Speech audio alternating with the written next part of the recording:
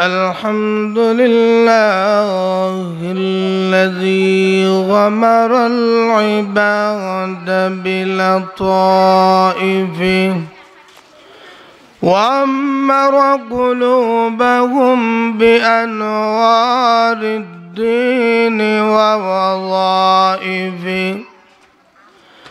فسبحانه ما أعظم شانه وأقوى سلطانه وأتم لطفه وأغم إحسانه، وأشهد أن لا إله إلا الله وحده لا شريك له، وأشهد أن سيدنا وسندنا وشفيعنا وحبيبنا ومولانا محمد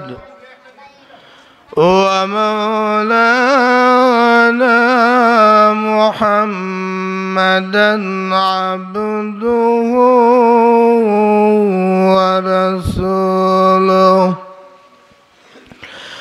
أما بعد، فقد قال الله تعالى في كلامه المجيد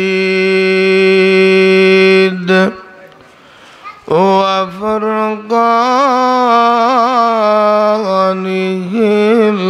الحميد: أعوذ بالله من الشيطان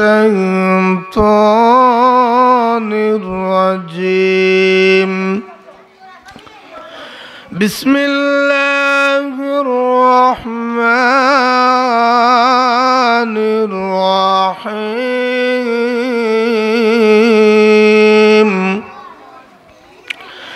الذين يقيمون الصلاة ومما رزقناهم ينفقون، أولئك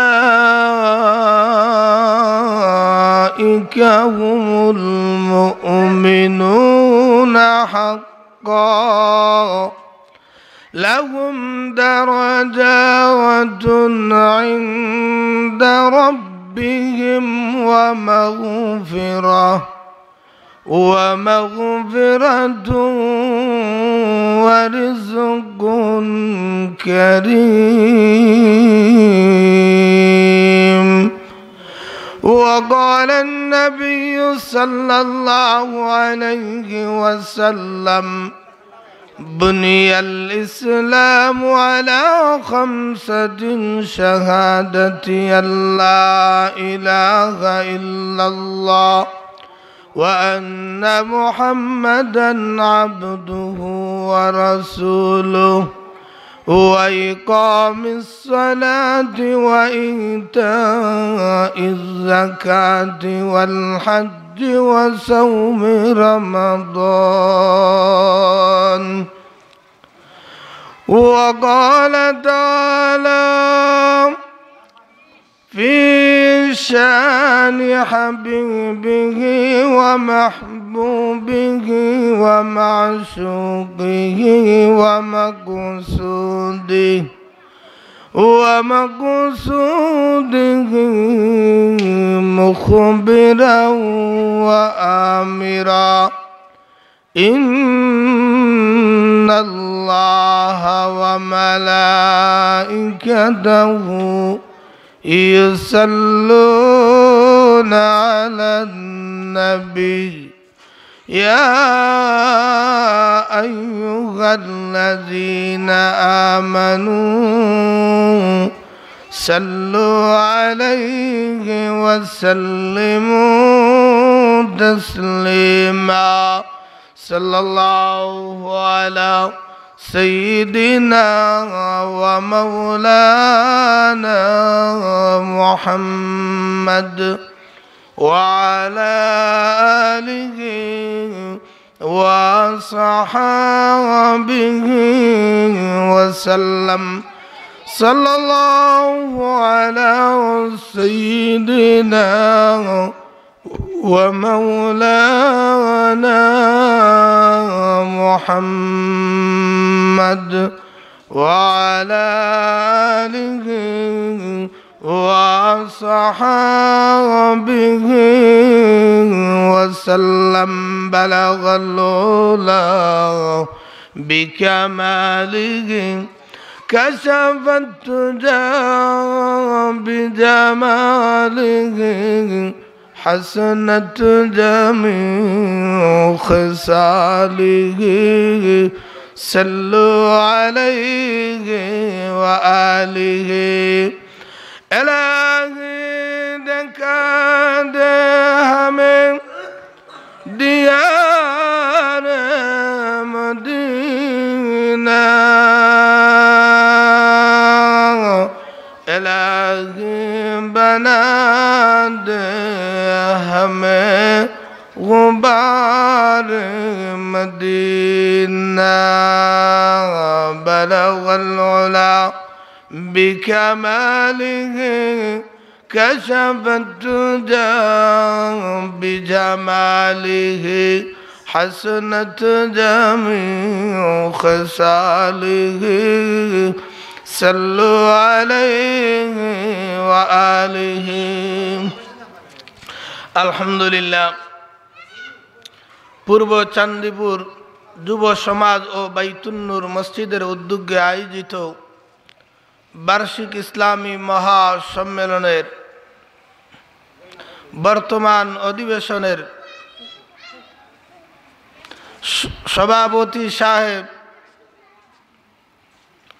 ঐতিহ্যবাহী দ্বীনী প্রতিষ্ঠান চান্দিপুর ইসলামিয়া মাদ্রাসার সুনামধন্য মুহতামিম সাহেব দামাত বরকাতুহু, উপস্থিত মুআজ্জাজ মুকাররম হযরত উলামায়ে কেরাম, দূর দূরান্ত থেকে আগত আল্লাহ পাকের আশিকিন, জাকিরিন, শাকিরিন, মুহিব্বিন, মুরব্বিয়ানে আযম, কলিজার টুকরা আমার সমবয়সী যুবক বন্ধুগণ, স্নেহের ছোট ভাই, পর্দার অন্তরালের অবস্থানরত শ্রদ্ধেয় ও সম্মানিতা মা ও বোনেরা, মহান স্রষ্টা দয়াময় রব্বুল আলামিনের দরবারে লাখো কোটি শুকর ও সুজুদ, যে রব্বুল আলামিন অত্যন্ত দয়া ও মায়া করে ভালোবেসে মহাগ্রন্থ পবিত্র কোরআনুল করিম ও মহাবাণী পবিত্র হাদিস শরীফের আলোকে ইহকাল জীবনের শান্তি, পরকাল জীবনের মুক্তির সন্ধানে বেহেশতের বাগান, জান্নাতের বাগান, উলামায়ে কেরামের মজলিস, আশিকিন জাকিরিনদের মজলিস তথা গুনাহ মাফের মজলিসে দুনিয়ার সমস্ত ঝামেলা থেকে ফারেক করে 10 মায়ের 10 সন্তানকে আকুল হয়ে এক জায়গায় জুড়ে মিলে বসার তৌফিক দান করলেন। সেজন্য মহান রব্বুল আলামিনের দরবারে শুকর আদায় রতে মুসলমান হিসাবে ইমানের আওয়াজকে উঁচু করে এক আওয়াজে উচ্চ কণ্ঠে সবাই কালিমাতু শুকুর উচ্চারণ করে আলহামদুলিল্লাহ। আরো জুড়ে সুরে আওয়াজ দিয়ে বলি আলহামদুলিল্লাহ। আমি আপনাদের সামনে মহাগ্রন্থ আল কোরআনের সূরাতুল আনফাল থেকে ছোট্ট মুঠ্ঠ 2খানা আয়াতে করিমা তিলাওয়াত করেছি। আল্লাহর নবীর অসংখ্য হাদিসের ভান্ডার থেকে একখানা হাদিস তিলাওয়াত করেছি। আল্লাহ তাআলা যদি আমাকে তৌফিক দান করেন, আয়াত এবং হাদিসের আলোকে 2-4টি কথা ইখলাসের সাথে বলার, আমলের নিয়তে শোনার তৌফিক দান করেন, সবাই বলি আমিন। আরো জোরে সুরে বলি আমিন। আমাকে কর্তৃপক্ষ থেকে একটা আলোচ্য বিষয় নির্ধারিত করে দেওয়া হয়েছে। যেই বিষয়টা হলো নামাজ। নামাজ সম্পর্কে আলোচনা করার জন্য আপনাদের সামনে বলা হয়েছে। সেই দিকে লক্ষ্য করেই আপনাদের সামনে আয়াত তিলাওয়াত করেছি, নবীজির হাদিস পাঠ করেছি। নবীজির হাদিসের মধ্যে আল্লাহর নবী বলেন ইসলামের বুনিয়াদ হলো 5টা বিষয়ের উপর। কয়টা বিষয়? 5টা। 1 নম্বর হলো তুমি লা ইলাহা ইল্লাল্লাহ বলবে, মুখ দ্বারা বলবে, অন্তর দ্বারা বিশ্বাস করবে, বাস্তবে তা পরিণত করবে, ঈমান আনয়ন করলাম। সাথে সাথে তোমার প্রতি বিধান আসলো তুমি নামাজ কায়েম করো। কি করো? নামাজ কায়েম। এখানের মধ্যে 5টা বিষয়ের আলোচনা হয়েছে। 1 নম্বর হলো ঈমান, 2 নম্বর হলো নামাজ কায়েম করা, 3 নম্বর হলো যাকাত দেওয়া, 4 নম্বর হলো রমজান শরীফের রোজা রাখা, 5 নম্বর হলো বাইতুল্লাহ শরীফের হজ করা। কয়টা বিষয়? 5টা বিষয়।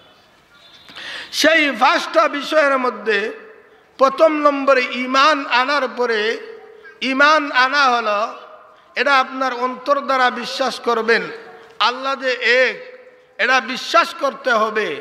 ঈমান আনার পরে আল্লাহ তাআলা যে আপনার প্রতি 4টা বিধান দিলেন, সেই বিধান আপনি পালন করবেন। লক্ষ্য করে দেখেন, সেই বিধানের মধ্যে একটা বিধান রয়েছে যে বিধানটা ধনী হোক, গরিব হোক, মিসকিন হোক, অসহায় হোক, সবাই তার উপর আমল করতে পারে। ঠিক না বেটি? সব সময় প্রতিদিন আমল করতে পারে। যে আমলটা হলো নামাজ, যে আমলটা হলো নামাজ। যেমন যাকাত দেওয়া ফরজ। যাকাত দেওয়া ফরজ। যাকাত কি সবার উপর ফরজ? না, যারা মালদার তারার উপর, মালদারের উপর ফরজ। ঠিক তেমনি ভাবে বাইতুল্লাহ শরীফের হজ করা ফরজ সবার জন্য, না যারা মালদার তাদের জন্য। ঠিক তেমনি ভাবে রমজান শরীফের রোজা রাখা ফরজ, সব সময় ফরজ না, 1 মাস ফরজ। 1 মাস ফরজ। পক্ষান্তরে নামাজ এমন একটা ইবাদত, এমন একটা আমল যেটা আপনার সর্বস্তরের মানুষ সর্বদিনেই পালন করা যায়। এই আমলটা হলো নামাজ। এই আমলটা হলো নামাজ। এই জন্য আপনাদের সামনে আয়াত তিলাওয়াত করেছি। সেই আয়াতের মধ্যে আল্লাহ তাআলা বলেন الذين يقيمون الصلاة ومما رزقناهم ينفقون। আল্লাহ রাব্বুল আলামিন বলেন যারা নামাজ প্রতিষ্ঠা করবে, 2 নম্বরের হলো আমি আল্লাহ যে সমস্ত সম্পদগুলা দিলাম তা থেকে আমার রাস্তায় খরচ করবে। আল্লাহ ঘোষণা দেন উলাইকা হুমুল মুমিনুনা হাক্কা, এরাই হলো খাঁটি মুমিন, প্রকৃত পক্ষে মুমিন। লাভটা কি হবে? আল্লাহ রাব্বুল আলামিন বলেন লাহুম দারাজাত ইনদা রাব্বিহিম ওয়া মাগফিরাহ ওয়া রিজকুন কারীম। আমি রব্বুল আলামিন তাকে উচ্চ মর্যাদা দান করব। আমি আল্লাহ তার জীবনের গুনাহ খাতা মাফ করে দিব। আমি আল্লাহ তার জন্য দুনিয়ার চাইতে অনেক অনেক সম্মানী রিজিক প্রস্তুত করে রাখব। সুবহান। তাহলে দুষ্ট বুজুর্গ, সেই নামাজের বিষয় প্রত্যেক নবীরা তাকিদ করেছেন। প্রত্যেক নবীরাই যার যার উম্মতদেরকে, ছেলে সন্তানদেরকে এই নামাজের বিষয়ে ওয়াজ করছেন। করছেন কি করছেন না? করছেন। সহজে বুঝার জন্য বলি যে আপনাদের সামনে বললে সহজ হবে। হযরতে ইসমাঈল আলাইহিস সালাম দেখেন উনার পরিজনকে, উনার ছেলে সন্তানদেরকে কিভাবে নামাজের আদেশ দিয়েছেন। মহান আল্লাহ ওই আদেশটা পবিত্র কালামের মধ্যে উল্লেখ করে দিয়েছেন। বলেন সুবহানাল্লাহ। আল্লাহ তাআলা বলেন وَأَمُرْ أَهْلَكَ بِالصَّلَاةِ وَاصْطَبِرْ عَلَيْهَا لَا نَسْأَلُكَ رِزْقًا অন্য এক আয়াতের মধ্যে রব্বুল আলামিন বলেন হযরত ইসমাঈল আলাইহিস সালাম وَكَانَ يَأْمُرُ أَهْلَهُ بِالصَّلَاةِ وَالزَّكَاةِ وَكَانَ عِندَ رَبِّهِ مَرْضِيًّا তিনি ইসমাঈল যিনি উনার ছেলে সন্তানদেরকে পরিবার পরিজনকে নামাজ এবং যাকাতের নির্দেশ দিয়েছেন তিনি ছিলেন আল্লাহ তাআলার কাছে অত্যন্ত পছন্দনীয় সুবহান। তাহলে ইব্রাহিম আলাইহিস সালাম উনার ছেলে মেয়েকে খের নির্দেশ দিয়েছেন নামাজ পড়ার নির্দেশ। এবার শুনি আল্লাহ তাআলা হযরত মূসা আলাইহিস সালামকে নামাজের বিষয় কি নির্দেশ দেন আল্লাহ কোরআনে বলেন ইন্নানি আনাল্লাহ লা ইলাহা ইল্লা আনা ফা'বুদনি ওয়া আকিমিস সালাতা লিযিকরি আমি আল্লাহ আমি ছাড়া কারো ইবাদত করা যাবে না কারো উপাস্য করা যাবে না আমার ইবাদত করতে হবে ওয়াকিমিস সালাতা লিযিকরি আর নামাজের দ্বারাই আমি আল্লাহকে তোমরা স্মরণ করো সুবহান। তাহলে দুস্থ বুজুর্গ বুঝা গেল হযরতে মূসা আলাইহিস সালামকে আল্লাহ তাআলা নামাজের নির্দেশ দিয়েছেন। আল্লাহকে স্মরণ হয় কিভাবে বান্দা যখন নামাজের মধ্যে লিপ্ত হয়ে যায় নামাজের মধ্যে লিপ্ত। দেখেন ইব্রাহিম আলাইহিস সালাম নামাজের ব্যাপারে কি বলেন রব্বি জাআলনি মুকিমাস সালাতি ওয়া মিন যুররিয়্যাতি রব্বানা ওয়া তাকাব্বাল দুআ। হযরত ইব্রাহিম আলাইহিস সালাম বলেন হে আমার পরওয়ারদিগার হে আমার রব আমাকে নামাজ কায়েমকারী করুন রব্বি জাআলনি মুকিমাস সালাতি আল্লাহ আমাকে নামাজ কায়েমকারী করুন ওয়া মিন যুররিয়্যাতি আল্লাহ আমার ছেলে সন্তানদেরকেও নামাজ কায়েমকারী করুন রব্বানা ওয়া তাকাব্বাল দুআ আল্লাহ আমার দোয়া কবুল ও মঞ্জুর করে নিন সুবহান। তাহলে দুস্থ বুজুর্গ হযরত ইব্রাহিম আলাইহিস সালামও কি করছেন নামাজ কায়েমকারী হওয়ার জন্য আল্লাহর কাছে দোয়া করেছেন ছেলে সন্তানও যাতে নামাজ কায়েমকারী হয় সেই জন্য আল্লাহর কাছে কি করছে দোয়া করেছেন। আর আমাদের নবীর প্রতি কি নির্দেশ দিলেন রব্বুল আলামিন আল্লাহ তাআলা কোরআনের মধ্যে ঘোষণা করেন وَأَمُرْ أَهْلَهُ بِالصَّلَاةِ وَاصْطَبِرْ عَلَيْهَا لَا نَسْأَلُكَ رِزْقًا نَحْنُ نَرْزُقُكَ وَالْعَاقِبَةُ لِلتَّقْوَى। আল্লাহ রব্বুল আলামিন বলেন ও আমার প্যারা হাবিব আপনার পরিবার পরিজনকে নামাজের নির্দেশ দান করো নামাজের আদেশ করো ওয়াস্তাবির আলাইহা ওগো নবীজি স্বয়ং আপনিও সেটার উপর অবিচল থাকো লা নাসআলুকা রিজকা ওগো নবীজি আপনার কাছে তো আমি কোনো রিজিক চাই না নাহনু নারযুকুকা নারযুকুকা ওয়াল আকিবাতু লিত্তাকওয়া। ওগো নবীজি, রিজিক তো আমি আল্লাহ দান করব। সুবহান। এই আয়াত থেকে মুফাসসিরিনে কেরাম বলেন, দুনিয়ার মানুষেরা খেতে কামারের কাজে ব্যস্ত থাকে, কেউ বিভিন্ন পেশায় জড়িত থাকে, আর বলে পেট তো বাঁচাইতে হবে, রিজিকের ব্যবস্থা করতে হবে, নামাজ পড়ার সময় কোথায়?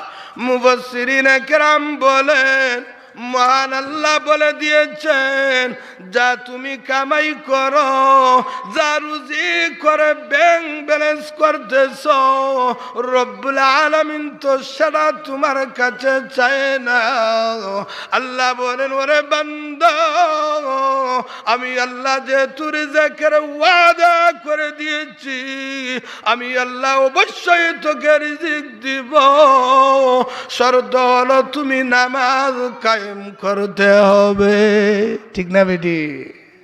অনেক খালি বলি, হুজুর নামাজ পড়বো কিভাবে?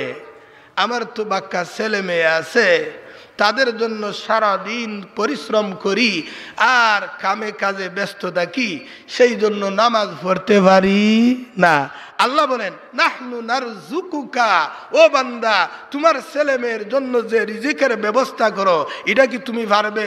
না না না, আমি আল্লাহ তোমার ছেলে মেয়ের রিজিকের ব্যবস্থা করে দিব। সুবহান। রিজিকের ব্যবস্থা কে করবে? আল্লাহ করে দিবে। আমরার বিশ্বাস আছে যাব? বিশ্বাস তো নাই। রিজিক যে আল্লাহ দে। আচ্ছা, যদি আমরা এই রিজিক এনে থাকি, তাহলে যেই বৎসর হাওয়ারগুলা পাইনে নেয়, কারো বাবার ক্ষমতা আছে আটটাইয়া রাখা? আছে? নাই। তাহলে প্রমাণ হয়ে গেল, আল্লাহ যদি বান্দারে রিজিক না দিয়ে যায়, তাহলে বান্দা জোর জবরদস্তি করে রিজিক গড়ে তুলতে পারবে। সহজে বুঝার জন্য বলি, রিজিকের ব্যবস্থাটা কিভাবে হয়। আল্লাহর নবী সাইয়্যিদুল মুরসালিন খাতামুন নবিয়্যিন জনাব মুহাম্মদুর রাসূলুল্লাহ সাল্লাল্লাহু আলাইহি সাল্লামের একজন সাহাবী আল্লাহর নবীর সামনে হাজির হয়ে বলে, ইয়া রাসূলুল্লাহ, ইয়া হাবিবাল্লাহ, ওগো নবীজি, কয়েকদিন সময় চলে গেল, ইয়া রাসূলুল্লাহ, আমার ঘরে কোনো খাবার নাই, আমার ঘরের চুলার মধ্যে আগুন জ্বলে নাই। ইয়া রাসূলুল্লাহ, কোনো খাবার যদি থাকে মেহরবানি করে দিয়ে দি। আল্লাহর নবী বলেন, সাহাবী রে, তুমি তো 2-3 দিন যাবত উপাস, আমি তার চাইতেও বেশি উপাস। ও সাহাবী শুনো, তোমার যদি রিজিকের ব্যবস্থা করতে হয়, 2টা রাকাত নামাজ আদায় করো, মহান আল্লাহর কাছে চাও, মহান আল্লাহ তোমার রিজিকের ব্যবস্থা করে দিবে। সুবহান। ওই সাহাবী নবীজির কথা 100% বিশ্বাস করে উনি চলে গেলেন, উত্তম রূপে ওযু করলেন, 2 রাকাত নামাজ পড়লেন। কোনো রিজিক তো আসে না, আরো 2 রাকাত উনি ভাবতেছে, নবী যা বলেছেন সত্য, মনে হয় আমার কি হয় নাই, নামাজ হয় নাই। আবার তিনি ওযু করলেন, আবার নামাজ পড়লেন, এবারও রিজিকের ব্যবস্থা হয় নাই। তৃতীয়বার নামাজ শুরু করলেন। নামাজ শেষ করার আগে আগে উনার ঘরের ভিতরে একটা মোটরের চাক্কি ছিল, ওই চাক্কি অটোমেটিক গড়তে শুরু করে, আর তা থেকে আটা বের হতে শুরু হয়। বলেন সুবহান। ওই সাহাবী বলেন, আমার ঘরে এমন কোনো পাত্র নাই, এমন কোনো বস্তা খালি রাখি না যে বস্তার মধ্যে আমি আটা রাখি নাই। আমার ঘরের ভিতরে যা বাসনারি ছিল আটা দিয়ে ভরপুর করে নিলাম। আমার মনে মনে আসলো, আর তো রাখার মতো কোনো জায়গা নাই, দেখবো আটাটা কোথা থেকে আসে। আমি একটু উকি দিলাম, যেই মুহূর্তে উকি দিয়েছি ওই চাক্কিটার সাথে সাথে বন্ধ হয়ে যায়। আমি দৌড় শুরু করে দিলাম, আল্লাহর নবীর সামনে হাজির হয়ে বলি, ইয়া রাসূলুল্লাহ, ইয়া হাবিবাল্লাহ, ওগো নবীজি, আপনার দেওয়া আমল আমি পালন করেছি। মগান আল্লাহ, আমার ঘরের ভিতরে একটা মোটরের চাক্কি ছিল, সেটা অটোমেটিক ঘুরতে শুরু হয়। আমার ঘরের মধ্যে যত বাসনারি ছিল, যত বস্তাগুলা ছিল, ইয়া রাসূলুল্লাহ, সবগুলা ভরপুর করে নিয়েছি।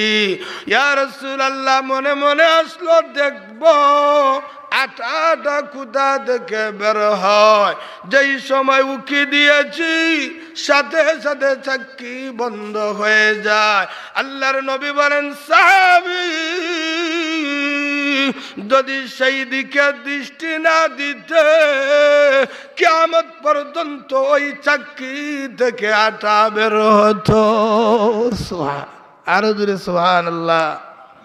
নাহনু নারযুকুকা ওয়াল আকিবাতু লিত্তাকওয়া। আল্লাহ তোমাদের কাছে রিজিক চান না, আল্লাহ বলেন আমি তোমাদেরকে রিজিক দান করব। দুস্থ বুজুর্গ, এবার শুনি আমাদের প্রতি রব্বুল আলামিন কয় ওয়াক্ত নামাজ ফরজ করছে? 5 ওয়াক্ত। কয় ওয়াক্ত? 5 ওয়াক্ত। অনেকে বলি যে 5 ওয়াক্ত নামাজ আল্লাহ ফরজ করলেন, সেটা তো কোরআনের কোনো জায়গায় তো সরাসরি পাওয়া যায় না। তাহলে 5 ওয়াক্ত নামাজ কোথা থেকে আসলো? একটা প্রশ্ন জাগেনি না জাগে না? জাগে। তো এবার শুনুন 5 ওয়াক্ত নামাজের কথা আল্লাহ কোরআনের মধ্যে বলেছেন। আল্লাহ কোরআনের এক আয়াতের মধ্যে বলেন, وَأَقِمِ الصَّلَاةَ طَرَفَيِ النَّهَارِ وَزُلَفًا مِّنَ اللَّيْلِ إِنَّ الْحَسَنَاتِ يُذْهِبْنَ السَّيِّئَاتِ। আল্লাহ রাব্বুল আলামিন বলেন, তোমরা নামাজ কায়েম করো দিনের প্রথম 2 অংশে, আবার তোমরা নামাজ কায়েম করো রাত্রির কিছু অংশে, 2 অংশে। মুফাসসিরিনে কেরাম আয়াতের ব্যাখ্যায় লেখেন, দিনের 2 অংশ দ্বারা উদ্দেশ্য হলো, প্রথম অংশ হলো সকাল, অর্থাৎ তোমরা ফজরের নামাজ এবং জোহরের নামাজ আদায় করো দিনের প্রথম অংশে। আবার বলেন 2 অংশে দ্বিতীয় অংশ হলো আসরের নামাজ। কোন নামাজ? 2টা অংশের মধ্যে, দিনের 2টা অংশ। প্রথম অংশের মধ্যে হলো ফজর আর জোহর, আর দ্বিতীয় অংশের মধ্যে হলো আসর। দ্বিতীয় অংশের মধ্যে আসর। ওয়াকিমিস সালাতা তারাফাইন নাহার ওয়া যুলাফাম মিনাল লাইল। এবং রাত্রির প্রথম অংশে, কোন অংশে? রাত্রির প্রথম অংশে নামাজ কায়েম করবেন। রাত্রির প্রথম অংশের মধ্যে 2টা ওয়াক্তের নামাজ পড়ে, প্রথম নামাজটা হলো মাগরিবের নামাজ, আর 2 নম্বরটা হলো এশার নামাজ। কোন নামাজ? এশারের নামাজ। তাহলে 5 ওয়াক্ত নামাজ ভাইছেন নি সাহেব? কয় ওয়াক্ত? 5 ওয়াক্ত। পড়লে লাভ কি হবে সেটা বলছি, রিজেকের ব্যবস্থা হবে। আর এটা হলো আমাদের, অর্থাৎ আল্লাহ রিজেক দিবেন। অন্যদিকে কি সওয়াবের দিক দিয়ে কি হবে? আল্লাহ তাআলা এই আয়াতের মধ্যে বলেন, ইন্নাল হাসানা ইউযহিবনাস সাইয়্যাত। নামাজ একটা নেক আমল, একটা পুণ্যের আমল। ওই নেক আমল তোমার গুনাহগুলা দূরীভূত করে দে। সুবহান। নামাজ পড়লে কি হয়? গুনাহ দূরীভূত হয়, গুনাহ মাফ হয়। কি মাফ হয়? গুনাহ মাফ হয়। আর আল্লাহর নবীর হাদিসের মধ্যে বলেন নামাজ পড়লে কি হয় সেই বিষয়ে আল্লাহর নবী হযরতে আবু যর গিফারি রাদিয়াল্লাহু তাআলা আনহু থেকে রওয়ায়াত। আল্লাহর নবী একদিন শীতের মৌসুমে রাস্তা দিয়ে বের হয়েছেন, একটা গাছের শাখার মধ্যে হাত দিলেন। এবার দেখা গেল গাছের পাতাগুলা সবগুলা জ্বরে শেষ হয়ে গেল। বলেন সুবহান। দেখবেন শীতের মৌসুমে আমাদের দেশে সব জায়গায় যেখানে শীত হয় সেখানের মধ্যে আমড়া গাছের কোনো পাতা থাকে, আমড়া গাছের পাতা সবটি জইরা শেষ হয়ে যায়। 2-4টা যদি থাকে, কেউ যদি আবার জ্বরে তাহলে জারা দিলে আবার সব কি হয়ে যায়, শেষ হয়ে যায়। আল্লাহর নবী বলেন আবু যর, ও আবু যর শুনো, এই গাছের মধ্যে কোনো পাতা নাই।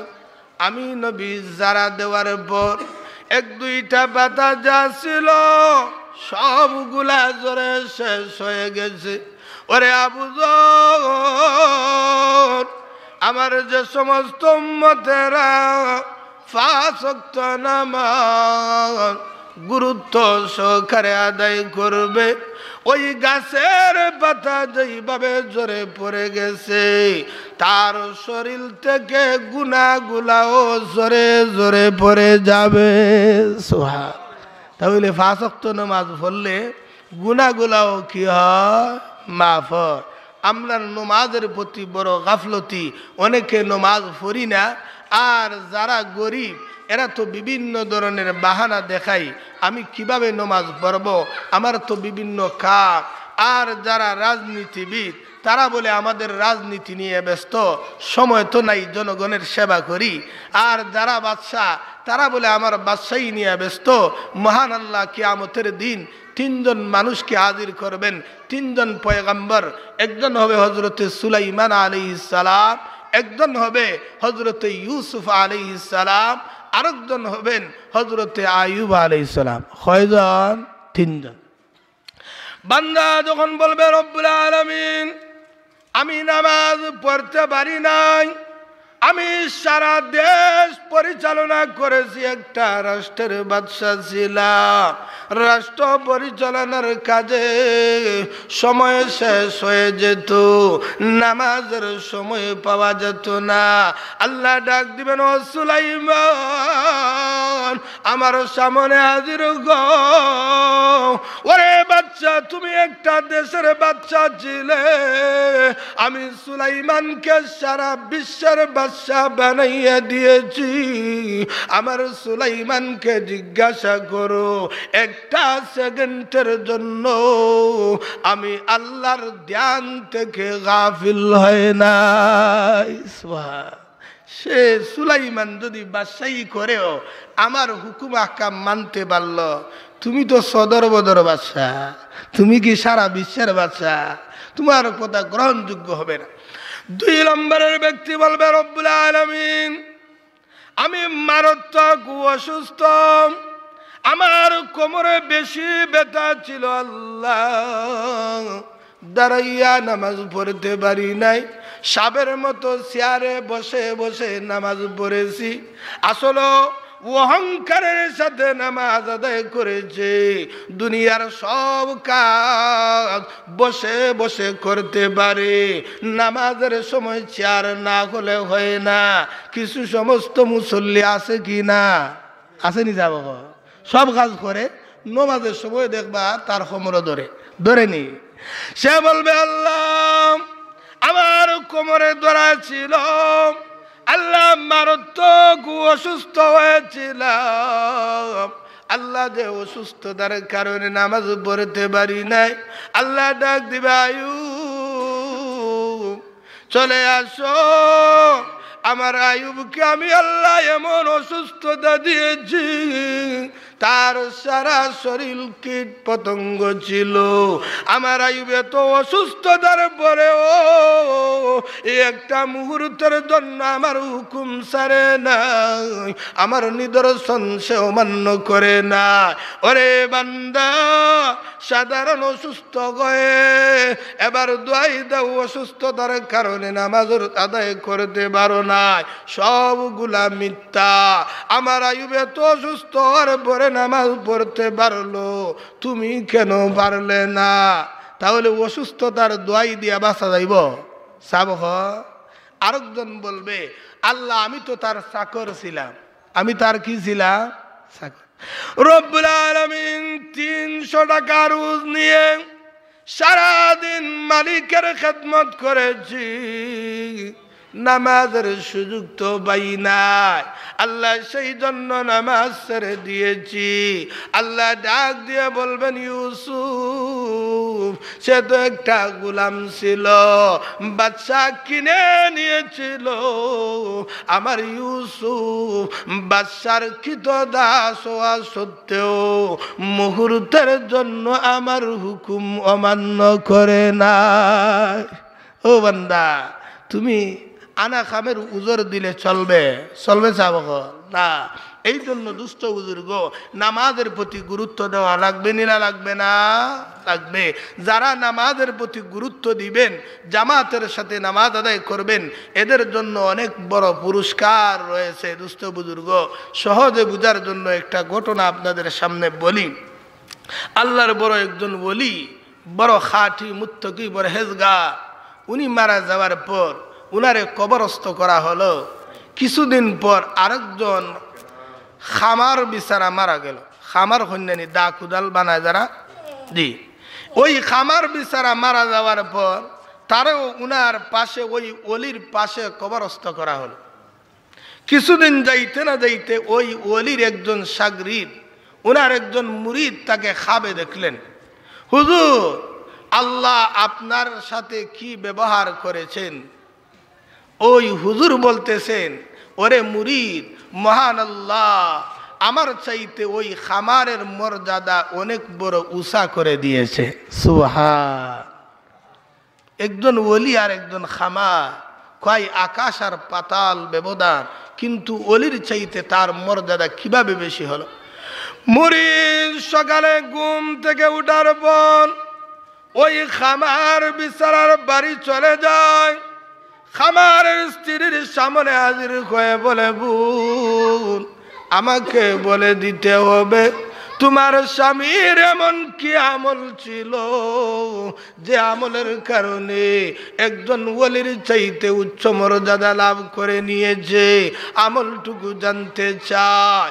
ওই মহিলা ডাক দিয়ে বলে, আমার স্বামীর আলাদা কোনো আমল নাই, একটা জিনিস লক্ষ্য করেছি, আমার স্বামী সারাদিন হাতুড়ি নিয়ে বাড়াবাড়ি করতেন, দা কুড়াল বানাতেন।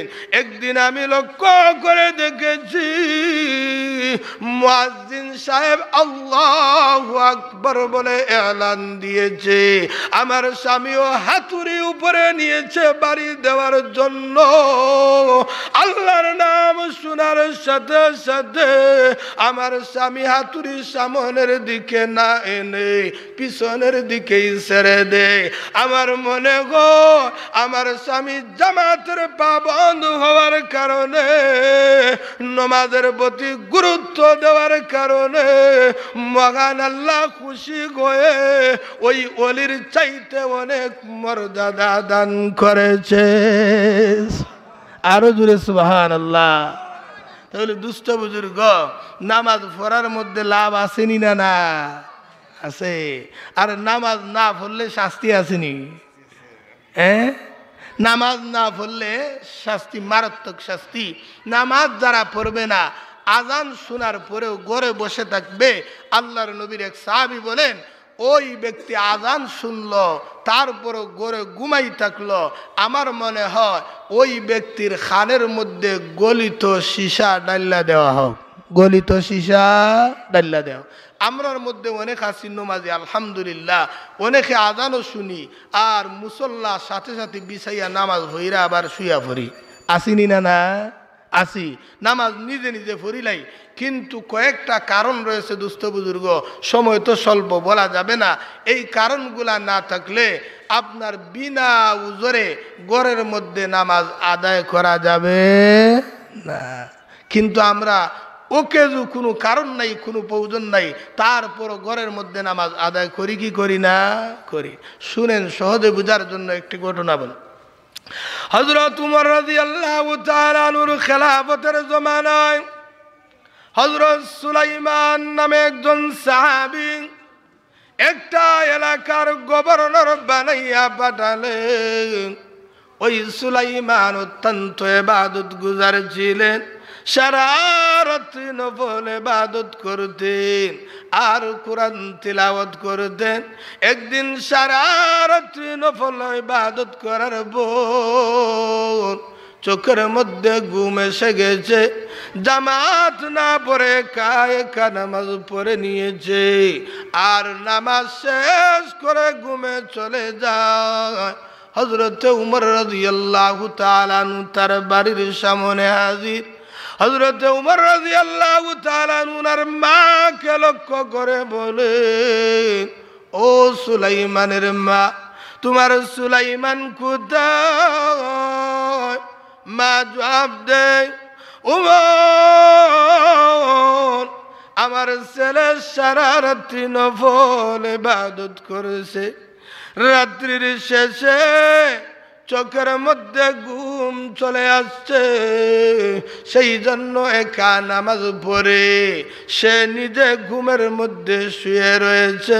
হযরত উমর রাদিয়াল্লাহু তাআলা আনহু বলেন, ও সুলাইমানের মা, শুনো, আমার মনে হয় সারা রাত্রি নফল ইবাদত করার চাইতে ফজরের নামাজ জামাতে পড়া বেশি সওয়াব। সারা রাত্রি নফল ইবাদত কইরা যে লাভ হইব, আর যদি এশার ফজরটা জামাতে আদায় করে নিতে পারি, তাহলে সারা রাত্রি নফল ইবাদতের সওয়াব পাওয়া যাইব। বলেন সুবহান। তাহলে দুষ্ট বুজুর্গ, আপনি আমার জীবন, কারো 50 বছর, কারো 60 বছর, অনেক মানুষের কম বয়সও মারা যাইতেছি। এই জন্য আপনি আমার সর্বপ্রথম কিয়ামতের দিন নামাজের হিসাব হবে। যাদের নামাজ সঠিক হবে তাদের অন্যান্য আমলগুলা সঠিক বলে গণ্য হবে, আর যাদের নামাজের মধ্যে বেজাল হবে অন্যান্য আমলগুলাও বেজালযুক্ত হবে। সেই জন্য আমরা যারা নামাজ এখনো পড়ি না, তওবা করি আল্লাহর কাছে, তওবা কইরা আজ থেকে নিয়া আমরা নামাজ পড়ব। এক ওয়াক্ত নামাজ যদি ছাড়েন তাহলে 2 কোটি, খালি কজা করেন তাহলে 2,88,00,000 বছর জাহান্নামের আগুনে জ্বলা লাগবে। কতদিন? 2,88,00,000 বছর খাম্মাই জ্বলবা। একটু টেস্ট করে দেখেন, একটা মোমবাতি ধরাইয়া হাতটা কত সময় রাখতে পারেন, টেস্ট করে দেখবেন। যদি রাখতে পারেন তে মনে করবেন জাহান্নামের শাস্তিও আপনার সইতে পারবেন, সহ্য বরদাস্ত করতে পারবেন। আর যদি না পারেন তাহলে এটা কখনো কোনোদিন নামাজটা ত্যাগ করবেন না, ছাড়বেন না। কেননা আল্লাহর নবী বলেন, জাহান্নামের আগুন তো হলো ওই আগুন যেটা দুনিয়ার আগুনের 70 ভাগের 1 ভাগ হলো দুনিয়ার আগুন, আর জাহান্নামের আগুনকে আরো 69 গুণ তাপমাত্রা বাড়াইয়া দেওয়া হবে। দুষ্ট বুজুর্গ, যদি নামাজ কাজা করি তাহলে এত বছর জাহান্নামের আগুনও জ্বলব। এই জন্য কেউ নামাজ ছাড়ব না। আল্লাহর নবী এক হাদিসের মধ্যে বলেন, যারা নামাজ ছাড়বে এরা মরার সময় বেইজ্জত অপমানিত হয়ে মরবে, ক্ষুধার্ত অবস্থায় মরবে, পিপাসিত অবস্থায় মরবে। এরা যখন আল্লাহর কাছে দোয়া করবে এদের দোয়া আসমানে উঠবে না, যাদেরকে দিয়া দোয়া করাবে সেদের দোয়াও আল্লাহর কাছে গ্রহণযোগ্য হবে না। দুষ্ট বুজুর্গ, আর মারা যাওয়ার পরে তো কবরের মধ্যে আরো অনেক শাস্তি আসেনি না? না আছে। এই জন্য আল্লাহ তাআলা আপনি আমারে সবাই রে যা আলোচনা করা হলো তার উপর আমল করার তৌফিক দান করুক। আমার আয়াতের মধ্যে ছিল দুইটা কথা। এক নম্বরের কথা ছিল আল্লাযীনা ইউকিমুনাস সালাহ, দুই নম্বরটা হলো ওয়া মিম্মা রাযাকনাহুম ইউনফিকুন। আল্লাহ বলেন এরাই হলো প্রকৃত মুমিন, যারা নামাজ কায়েম করবে। দুই নম্বর হলো যারা নিজের মাল থেকে আল্লাহর রাস্তায় দান করবে। অন্তত প্রকৃত মুমিন হওয়ার জন্য একটা আমল করা যায়নি সাবক, দুইটার মধ্যে একটা এই মুহূর্তে করার সুযোগ আসেনি না নাই? হ্যাঁ আছে।